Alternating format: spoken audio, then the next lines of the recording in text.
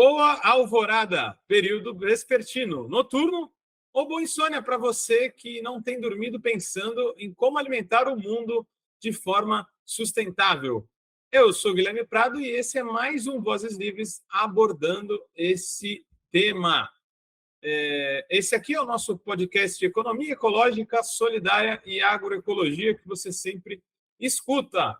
Hoje, mais precisamente, vamos abordar o tema de bioinsumos.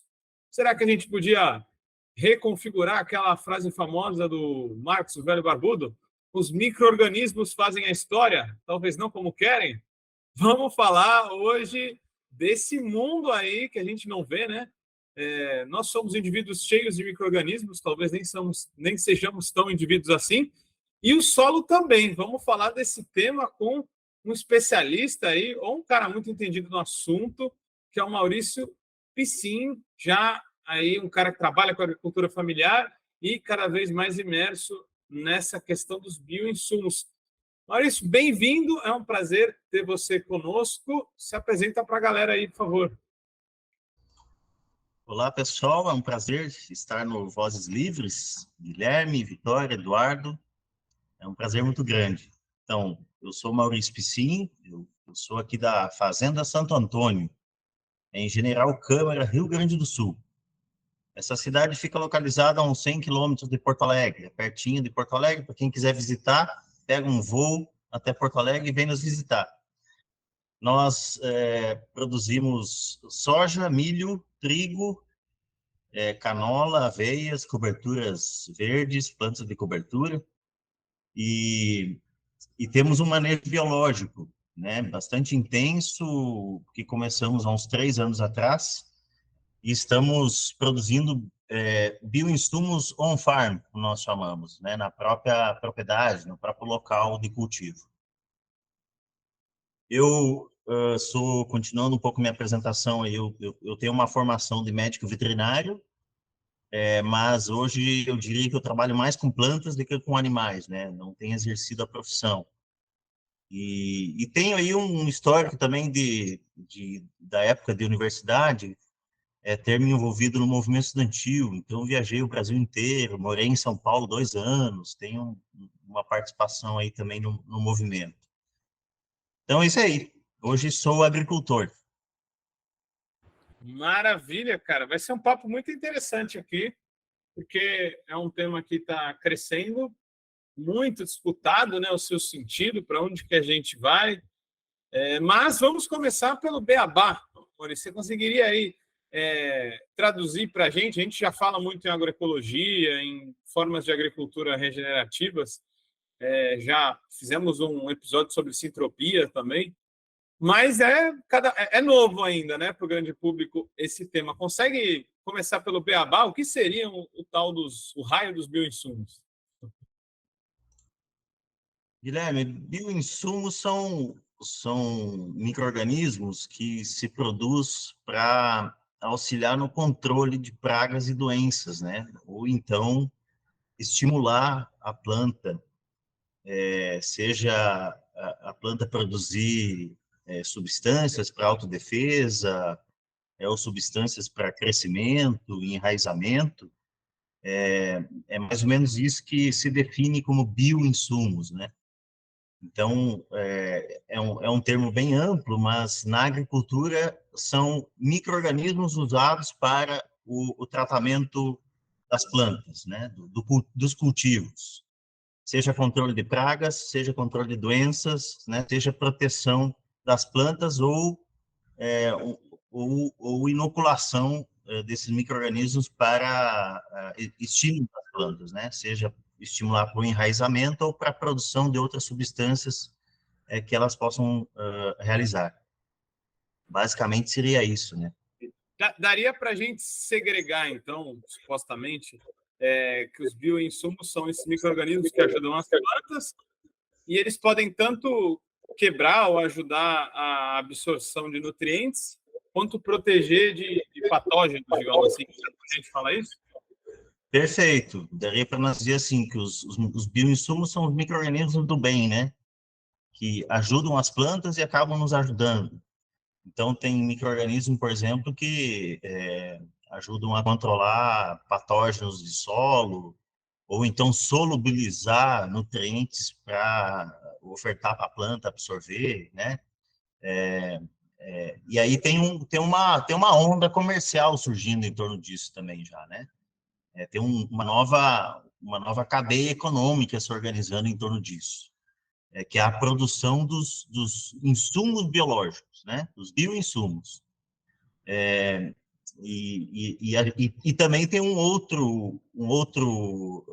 dizer assim, viés surgindo muito forte, que é a produção, as técnicas de produção desses bioinsumos nas propriedades, né? Nos locais de produção pelos agricultores. E isso é bem interessante porque acaba reduzindo muito o custo de produção, né? Então, o acesso passa a ser mais fácil. E se você tem disponibilidade desses bioinsumos produzidos por você mesmo a baixo custo, você acaba usando mais, você acaba lançando mão desses produtos de uma forma mais fácil e diminuindo o custo de produção, né? Interessante. Antes da gente entrar nessa parada mais comercial e também mais prática, digamos assim, queria fazer um paralelo. Você me disse que eu não estou falando besteira, né? Nós somos os humanos que estão por aqui há muito tempo nesse planeta. Por exemplo, a gente comia muita comida fermentada, que era uma sabedoria ancestral, colocava um monte de micro-organismos bons no nosso intestino, que ali quebrava, né, melhor os nutrientes, absorvia melhor, e a gente podia ser até mais feliz, porque hoje a gente deixou de usar esse tipo de produto, de alimento, né? Então, fazendo um paralelo, a nossa barriga que está cada vez mais destruída e cada vez menos a gente come coisas com bons micro-organismos. A gente pode fazer um paralelo com a terra. Parece que a gente tinha uma forma de agricultura que detonava a terra, e aí a gente precisa de cada vez mais insumos químicos, né? Eu estava vendo aqui, o Brasil ele tem um sobreuso de agrotóxico nitrogenado quase mais que qualquer país do mundo, junto com os Estados Unidos. E aí agora está se descobrindo, o que a galera fazia antigamente é que é o certo. É mais ou menos isso? Perfeito, é mais ou menos isso. Está bem conectado com o debate atual mesmo, viu, Guilherme? Porque a grande questão é o seguinte: há um tempo atrás eu não entendia muito bem como é que era essa discussão sobre a dependência, né? Como é que o agricultor fica dependente do processo tecnológico? Eu disse, mas dependente? Por que dependente? Ele compra as coisas, ele coloca os insumos na lavoura, ele tira um montante de produção, ele vende, ele fica com lucro. Então, depende de quê? Ele pagou, tá livre. E aí eu fui entender, estudando isso e me dando conta disso, que a dependência ela é mais profunda, ela é mais sutil, né? Do ponto de uma dependência ecológica do processo, né? E aí fui entender o seguinte, que a agricultura tradicional, com o uso, né, dos agrotóxicos e dos insumos, dos adubos solúveis, de uma forma desenfreada, acabou matando uma série de biologia presente no solo, né? Inclusive, tem uma pesquisadora chamada Elaine Ingham, ela é uma norte-americana que trabalha com um sistema que nós estamos implementando aqui, chamado Soil Food Web, a rede alimentar do solo, né? Então, ela defende que no solo existe uma rede de micro-organismos que tem um com o outro, ali ao redor da raiz, né, na chamada rizosfera, que nós chamamos. E essa predação de um micro-organismo por outro é que acaba solubilizando nutrientes para as plantas absorverem. Então, a grosso modo, vamos dizer assim, que o cocô dos micro-organismos é nutriente solúvel para a planta, né? E o que aconteceu, então, com a agricultura convencional, né, que usa agrotóxico e usa muito adubo solúvel? Acabou matando essa rede de micro-organismos. E, portanto, não tem mais nutriente disponível, né, para a planta absorver. Se não tem mais nutriente disponível para a planta absorver, o sistema fica dependente do adubo químico, né? Do agricultor ter que colocar o nutriente para a planta absorver. E então esse processo de uso de insumos químicos acaba micro-organismos e acaba deixando o agricultor dependente dessas tecnologias, né?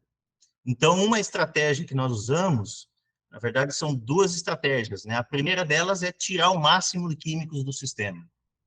Eu estou aqui num processo de transição, nós não produzimos orgânico ainda, e nós ainda, muito menos agroecológico, mas nós estamos num processo de transição, nós estamos tirando os químicos do sistema e colocando uma inoculação biológica, né? Através de dois sistemas, esse processo mais de uso de micro-organismos em comunidade, que é o Soil Food Web, depois posso falar melhor sobre ele, e o uso de micro-organismos de forma isolada, por exemplo, uma única bactéria, um único fungo, né, para atacar determinadas doenças e pragas, né, uma forma de apagar incêndio, vamos dizer assim, né. É tudo produzido aqui na fazenda de forma on-farm, como se chama, né, aqui dentro da produção. Não, muito legal, cara. Bom entender isso. Então, mais ou menos você confirmou a tese aqui, então, né? Kombucha, o kombucha do solo é o bioinsumo. É para Perfeito. enriquecer o organismo. E, em linhas gerais, quanto mais rico e diverso desses micro-organismos, melhor para o solo, mais produtivo vai ficar, mais eficiente vai ficar a roça. É isso, Maurício? Isso, eu diria que a diversidade de micro-organismos é a chave da questão. Por quê? Porque é a planta que escolhe com quem ela vai se relacionar. As plantas são tão inteligentes que, por exemplo, se ela sentiu a necessidade de um mineral, de qualquer nutriente, ela vai no seu sistema, ela vai excretar pelas raízes os chamados exudatos específicos para um determinado micro-organismo que tem capacidade de trazer esse nutriente para ela. Então, ela modula quais os micro-organismos que terá na sua rizosfera, entendeu? Ao redor da sua raiz. Então, a planta é muito inteligente. Então, É o tipo um nosso Tinder, papel... então. Você está falando que ela é Oi? inteligente. É tipo um Tinder. Ela escolhe o parceiro de forma inteligente, então, ali. Exatamente. Escolhe com quem quer viver perto, né? E acaba criando uma proteção ao redor da sua raiz também, né? Com os micro-organismos que são parceiros dela, né?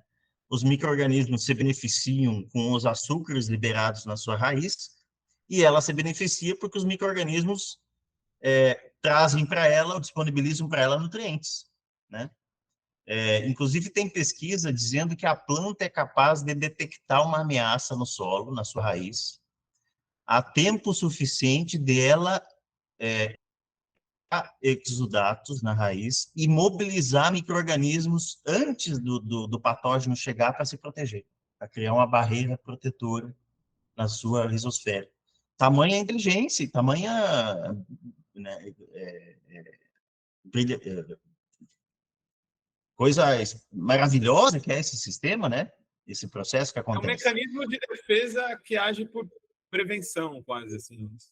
Exatamente, é uma cadeia, né, de comunicação que acontece aí. E então o nosso papel é garantir a diversidade de micro-organismos, né? E aí por isso que eu falei assim, nós trabalhamos aqui com dois sistemas, né? Um sistema que é essa inoculação de comunidades de micro-organismos na lavoura. Então nós fizemos um processo de compostagem com material aqui da fazenda, com serrapilheira da mata, que é onde vem o inóculo dessa diversidade de micro-organismos. Fizemos um composto, esse composto a gente faz um extrato em água dos micro-organismos que a gente cultiva nesse composto e pulveriza no solo e sobre as plantas, né? Para inocular o solo.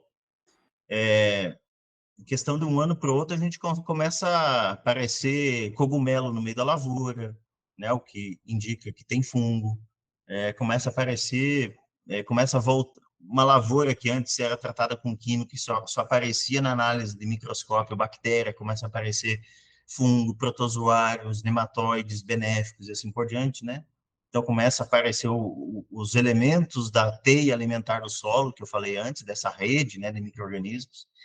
E o outro lado para nós, por exemplo, num momento de emergência de ataque de praga, uma lagarta, um percevejo na soja ou no milho, alguma coisa assim, aí nós temos uma biofábrica para produção de é, biológicos, a gente chama de biológicos isolados, né? Então, é uma bactéria, é um fungo específico lá para uma determinada ação, para nós não termos que aplicar químico, né? Enquanto nós estamos nesse processo de transição, que a gente tem que ir trabalhando com as adversidades e os problemas que vão acontecendo ao longo do caminho, até nós conseguirmos equilibrar o sistema, né? Ô, Maurício, você saberia dizer pelo menos um desses micro-organismos que vocês usam e para que como que ele é, como que você consegue desenvolvê-lo e o que ele combate? Só para a gente ter um exemplo. Te falo vários. Por exemplo, a gente produz aqui o Azospirillum brasiliensis, que é um micro-organismo que ele estimula o enraizamento da planta, estimula o crescimento, e nas gramíneas ele acaba fixando o nitrogênio. Então, por exemplo, para produzir milho, precisa uma quantidade grande de nitrogênio, né? Com ele, a gente consegue de adubos nitrogenados, seja esterco, seja outro tipo de adubo, em torno de 30 quilos de N ele é capaz de aportar no sistema, né? Só com o uso desse micro-organismo. Um outro, por exemplo, é um Bacillus subtilis, que tem um papel de proteção das plantas, mas também das folhas para doenças fúngicas, né, foliares.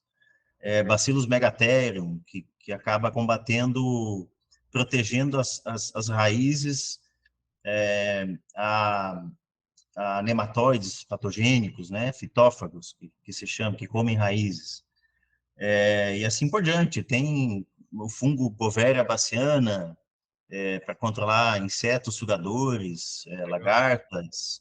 Bacillus thuringiensis uma bactéria muito usada, né? Inclusive já na transgenia, a proteína dessa bactéria é usada na transgenia, né? Com os transgênicos. A gente produz a bactéria aqui que produz a proteína que é pulverizada na lavoura e a lagarta come essa proteína e acaba morrendo. Então, tem várias possibilidades aí, né? De micro-organismos hoje. Por isso que eu falei que isso está se organizando um mercado em torno disso também, né? Que a produção desses micro-organismos on-farm está crescendo bastante. Vamos chegar nessa parte, então, né? Eu queria te perguntar nesse sentido, qual é o potencial, né, dos bioinsumos para desenvolver a agricultura orgânica, a agroecologia? É dado que ele pode estar em qualquer tipo de agricultura, na verdade, inclusive uma com insumo químico, agrotóxico? Como que funciona? Eu acho assim, tem algumas... eu acho que é possível em qualquer tipo de agricultura, né? Com as suas diferenças e as suas particularidades. O que tem hoje é um movimento no agronegócio de substituição de químicos por biológicos. Eu acho que esse é um processo sem volta, entendeu? Eu acho que a própria produção em larga escala hoje já está diminuindo o uso de químicos e usando biológicos de uma forma muito grande, né? Hoje se tem, em nível de Brasil, grandes propriedades aí com biofábricas mais equipadas do que muito laboratório da universidade por aí, entendeu? É um negócio pesado mesmo. Exatamente por isso que eu te falei antes, né? Que reduz muito o custo de produção. Então, os caras estão apostando alto. Agora, vai ser possível essas grandes propriedades produzir agroecológico? Não, não vai, porque é um contrassenso, né? Vai ser possível produzir orgânico? Talvez vá, né? Talvez seja possível. Agora, tudo isso que nós estamos falando, como eu falei antes, cabe muito e cabe muito mais para a produção familiar, a pequena produção, a produção orgânica e a produção agroecológica, né? Porque eu costumo dizer o seguinte, que não é porque é uma produção orgânica e não é porque é uma produção agroecológica que essa rede de micro-organismos que eu falei, que tem que estar no solo para ter nutrientes disponíveis de uma forma desejável para a planta se desenvolver, sem a gente precisar adicionar adubo, seja ele químico ou orgânico, essa rede, não necessariamente por a pessoa estar produzindo orgânico ou agroecológico, ela está presente. Então, isso é importante, né? É saber destas técnicas para eu potencializar o meu processo de produção orgânica ou agroecológica. É saber se o meu solo tem presente essa rede ou não tem. Né? Qual que é essa rede? Né? Essa rede são bactérias, são fungos, são nematóides benéficos, são protozoários, são microartrópodes, e são É os uma cadeia macroartrópodes alimentar. também. Né? A cadeia completa. E para o processo acontecer, essa ciclagem de nutrientes e essa disponibilização de nutrientes para as plantas acontecer de forma natural, ela tem que estar presente, porque é esse processo de predação entre o conjunto desses micro-organismos é que libera esses nutrientes. E isso não é certo que esteja dado numa produção agroecológica. Mas, com esta técnica do Soil Food Web, existem outras por aí, né? Existem os TMTs, existem os EMs, que o pessoal usa. Grande parte dos produtores agrícolas usam, né? Mas talvez não façam essa análise que eu estou falando da teia alimentar do solo, né? Do Soil Food Web. E aí tem técnica para fazer com que isso aconteça, que é essa técnica Soil Food Web que eu desenvolvo aqui, né? É interessante nesse sentido, né, da técnica e de como desenrola o tipo de agricultura que vai recorrer aos bioinsumos. Você está falando que tem uma grande cadeia, uma complexidade aí, né, de atores, né, para que, de fato, todo o potencial possa se desenrolar numa produção.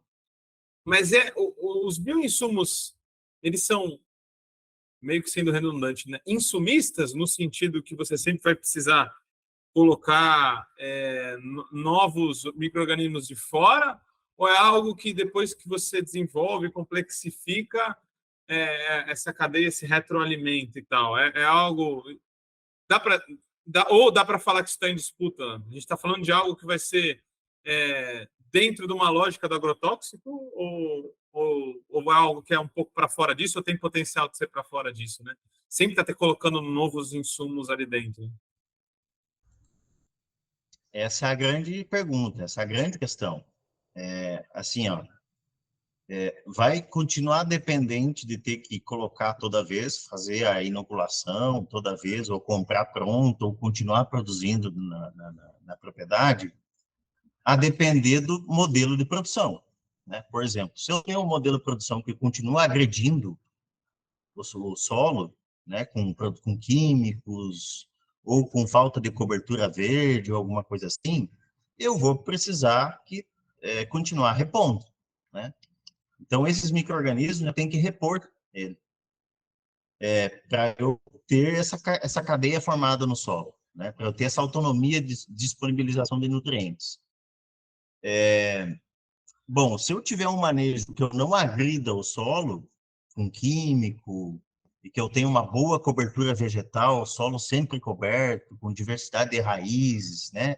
A ideia de imitar o ambiente de mata na lavoura, sabe? Essa é a ideia. Teoricamente, eu tendo a não precisar repor, reinocular, né? Porque essa biota vai estar presente no solo e vai se desenvolver, né? Inclusive, eu vou conseguir equilibrar o sistema, não ter nem ataque de pragas e doenças de uma forma considerável, né? Por exemplo, a Ana Maria Primavera diz o seguinte: solo sadio, planta sadia, homem sadio, né?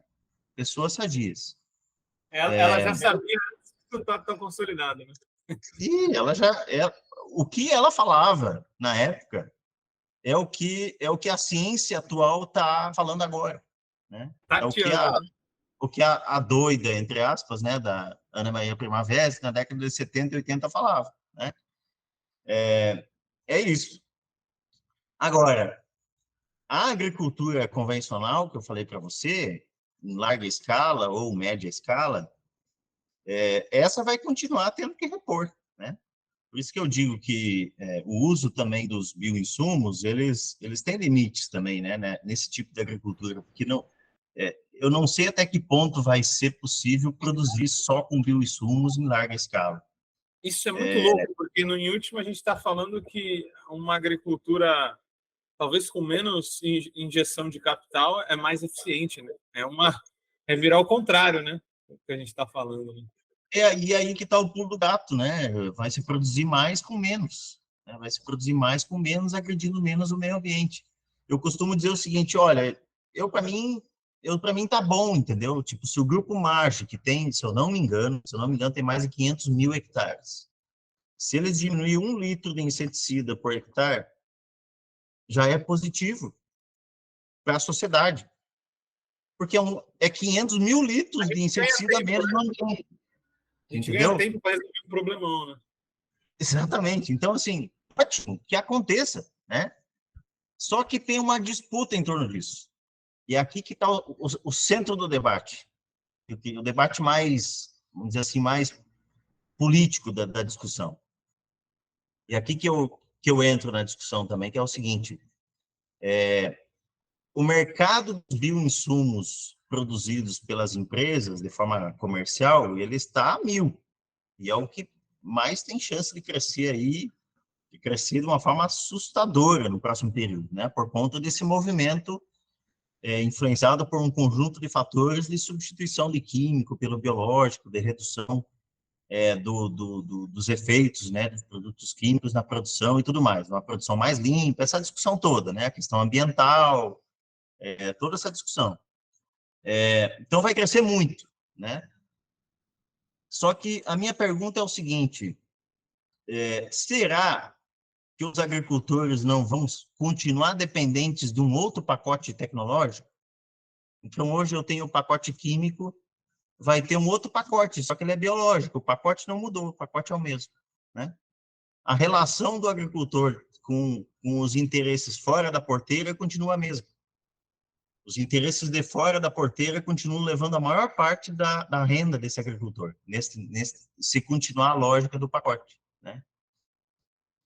Então, eu defendo o seguinte, o agricultor tem que ter, ou a agricultora, né, tem que ter domínio sobre as suas opções tecnológicas, né?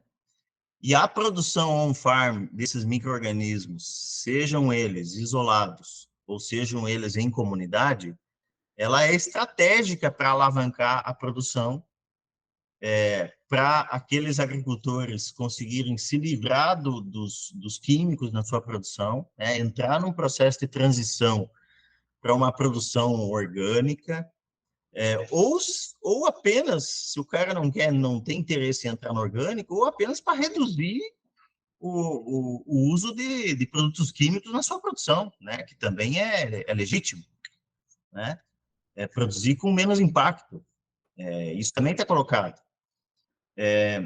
Mas não só, aqueles que já usam, já plantam orgânico ou agroecológico, podem potencializar a sua produção, porque os micro-organismos estão aí, as tecnologias estão aí de produção de micro-organismos que possibilitam incrementar em produtividade, né?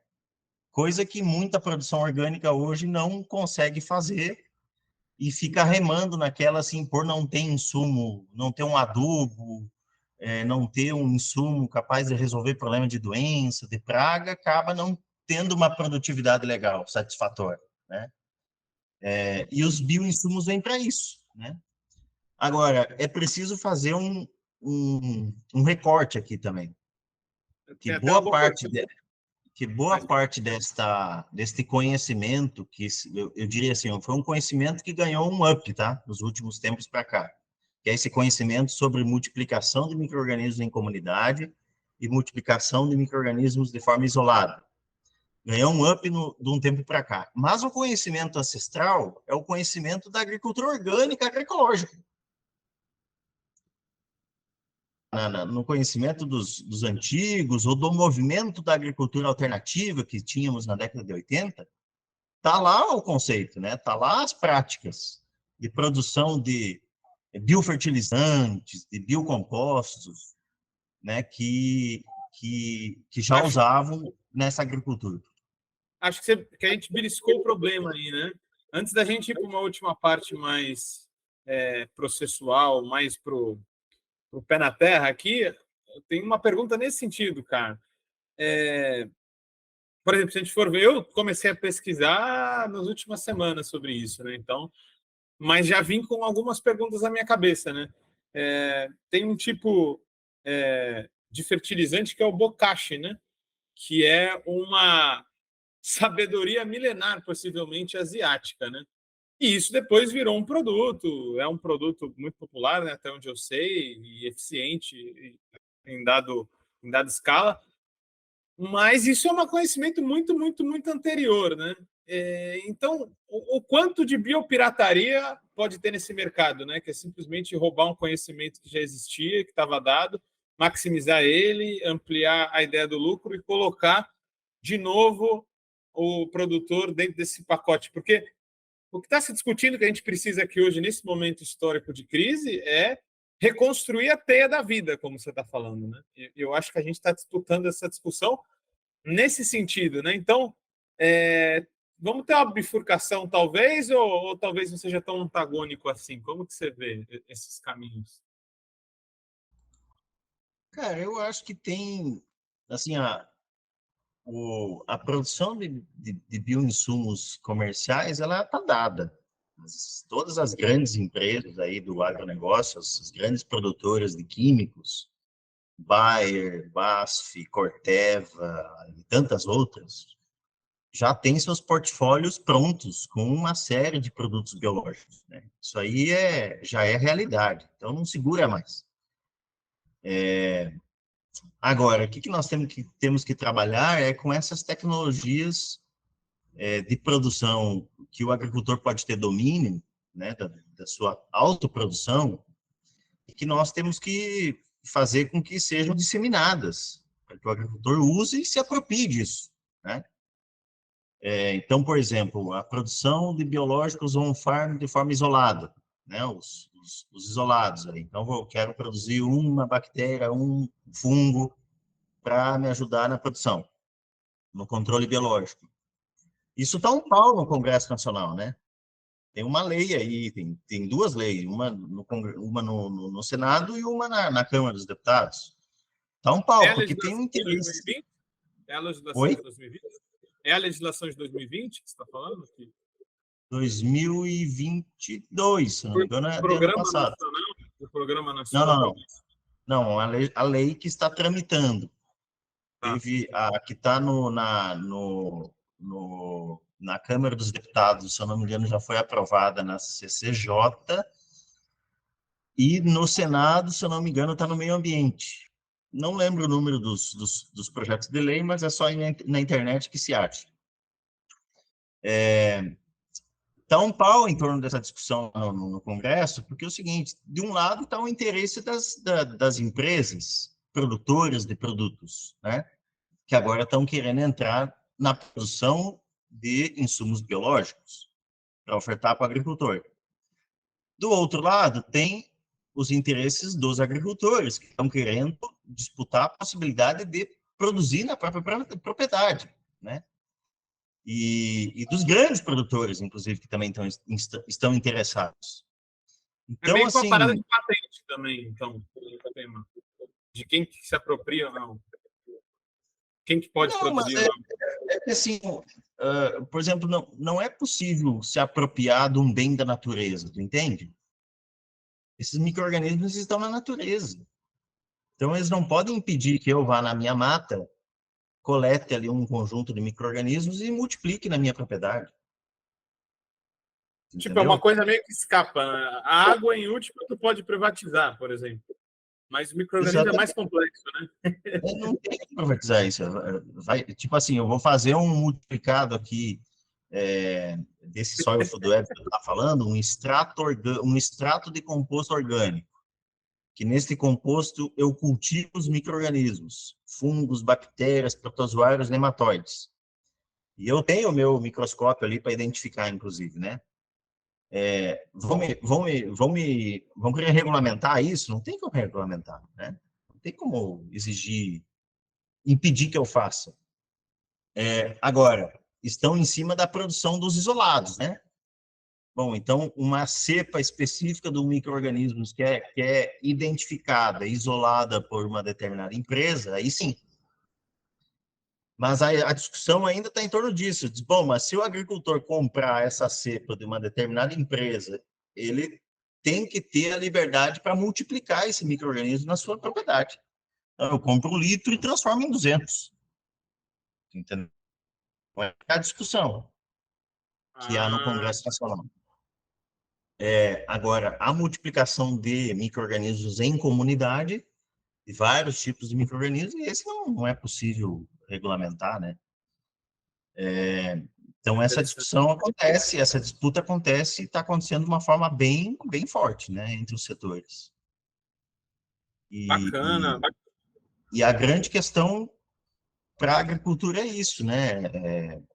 Por exemplo, nós precisávamos ter muitas políticas públicas que disseminasse essas técnicas de multiplicação de micro-organismos entre os produtores rurais, né, entre os agricultores e agricultoras.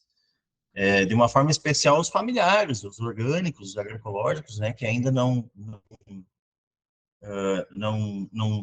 implementam técnicas desse tipo, né, porque tem muitos agricultores, inclusive, que querem fazer um processo de transição, deixar de usar químico na sua produção, transitar para uma produção orgânica, agroecológica, e não sabem como, né?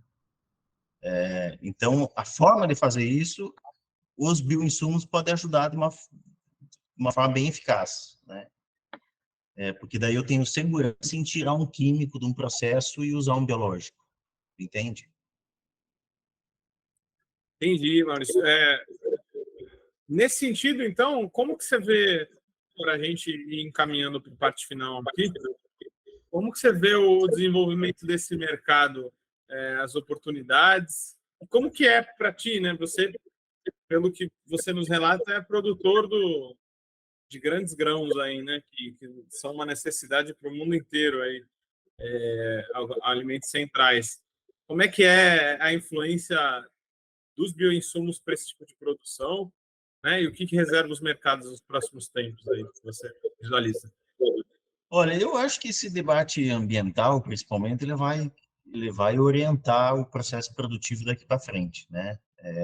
Seja a questão do aquecimento global, seja a questão da preservação do meio ambiente, das matas, dos rios, dos córregos de água, das nascentes, ele vai orientar essa mudança na agricultura, né? Eu acho que o apelo internacional para se produzir mais limpo, né? Alimentos mais saudáveis, ele vai orientar isso, né? E principalmente a demanda por reduzir a emissão de gases de efeito estufa, né? E então isso já é uma tendência. Por exemplo, nesse processo de transição minha aqui, eu reduzi 80% do uso de químicos na produção, né? Caramba! E você E tem mais noção ou do qual menos, é o gasto energético de combustível fóssil para produzir o bioinsumo? É uma coisa muito mais leve do ponto da pegada energética, será?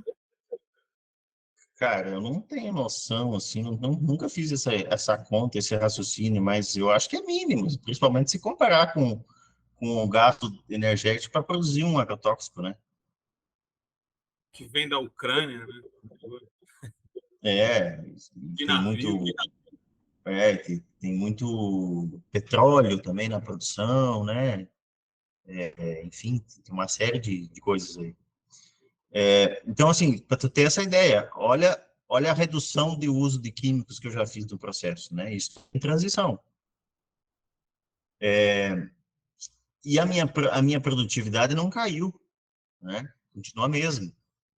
Claro que aqui no Rio Grande do Sul nós estamos tendo problema de seca já faz 3 anos seguidos, né? Então não dá para ter assim uma ideia, mas eu não vi diferença na produção de uma forma considerável só pelo fato de ter substituído, né? Não usado mais químicos no processo. Então isso vai ter um impacto enorme na agricultura. E já tem vários agricultores no Brasil inteiro fazendo isso, né? Agricultores grandes, inclusive. Eu conheço alguns aí no Brasil. Conheço Conheço um no Goiás de 1.500 hectares, conheço um outro no Goiás de 10.000 hectares, conheço, enfim, né, são grandes e estão fazendo esse processo de substituição. Então, o impacto vai ser enorme e esse processo já está dado e vai acontecer, né?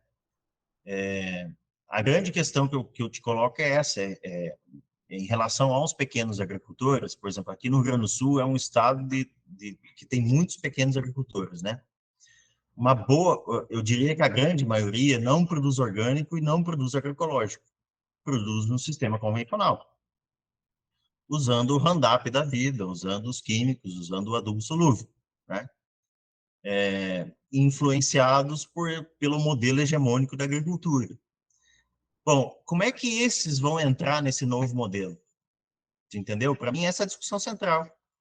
Eles vão entrar produzindo os seus próprios bioinsumos, numa relação muito mais autônoma com o mercado, ou vão entrar dependente comprando o pacote?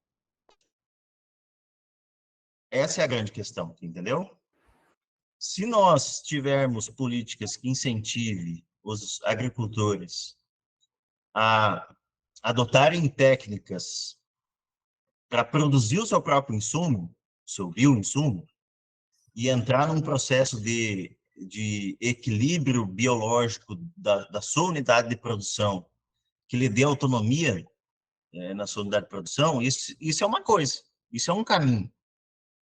Agora, se nós, enquanto Brasil, ficarmos parados olhando, o que vai acontecer? Que esses agricultores vão adotar o novo pacote.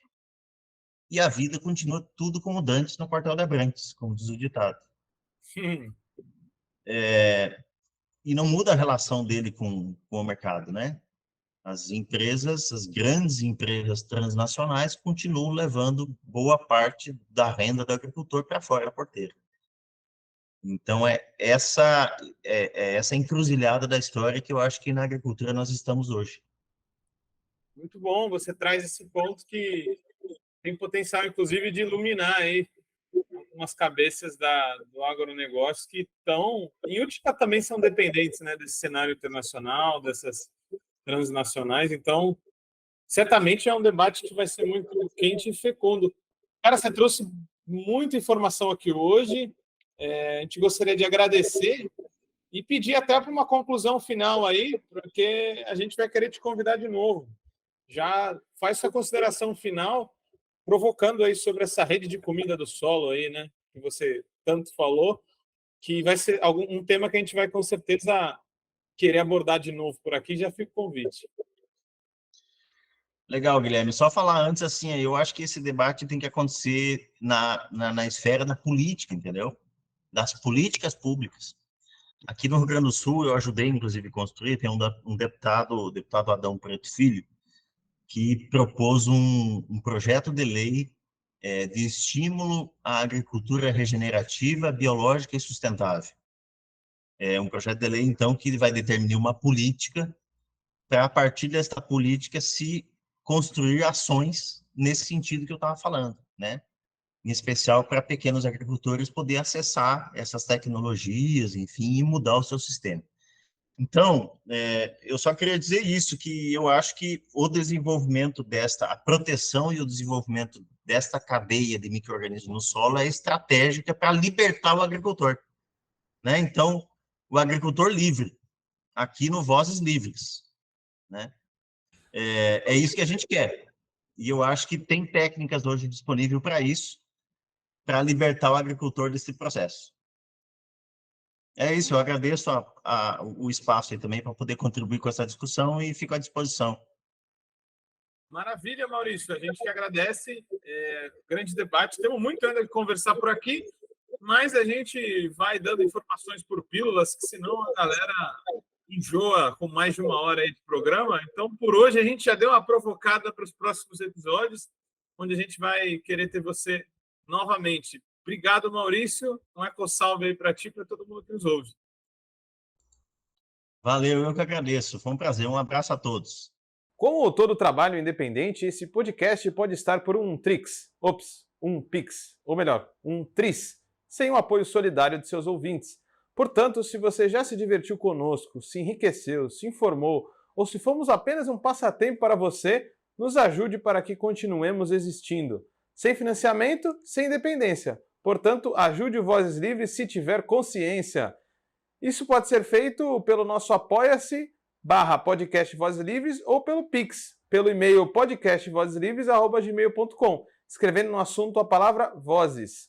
Nos acompanhe nas redes sociais, @Livrescop e @Livresprodutos do Bem. O Vozes Livres é um podcast realizado pela Rede Livres e financiado pelo Sindicato dos Químicos Unificados de Campinas e Região e pela Federação dos Trabalhadores do Ramo Químico do Estado de São Paulo.